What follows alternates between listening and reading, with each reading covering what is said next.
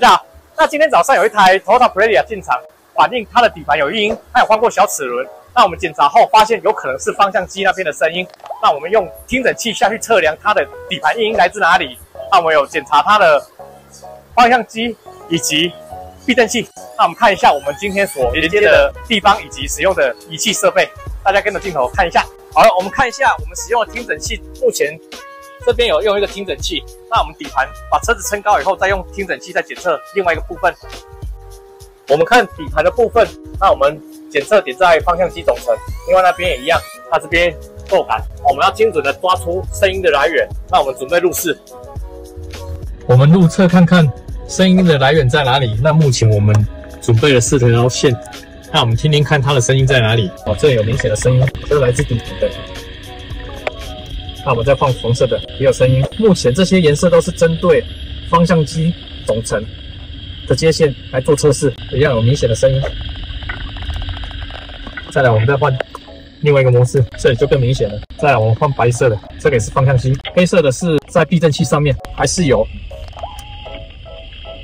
看比较小声。最主要是白色、黄色跟蓝色都很明显，黄色声音。再来的蓝色提供参考。我们透过异音听诊器检测声音后，确认方向机总成以及避震器都有异音的产生。那因为客户预算的考量，所以选择先更换避震器总成。那我们来看一下我们选择避震器总成的零件及配件。那我们选择日本黑铜的 KYV 避震器，一样是日本制的，以及原厂的配件：避震器上座、避震器着层、避震器防尘套以及避震器馒头。那我们使用特殊工具准备更换避震器总成。避震器着层分解后，我们使用润滑剂加强润滑一下，让它延长它的寿命以及效果。润滑一下，让它的效果更好。之后再组装，可以延长它的寿命以及效果。着层组装完成后，我们将它组装在避震器上座。着层安装完成后，我们组装避震器上座。那透过专用工具组装，将螺丝锁上。避震器总成组装完成，那我们现在可以安装了。避震器组装完成之后，我们使用12磅的扭力扳手，将3颗螺丝平均扭力磅数锁紧。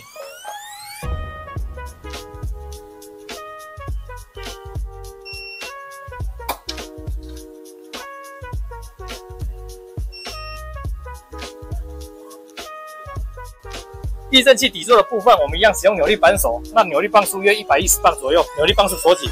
那上下螺丝都要锁紧，完成。另外，离子串固定螺丝也使用扭力扳手，扭力磅数锁紧，组装完成。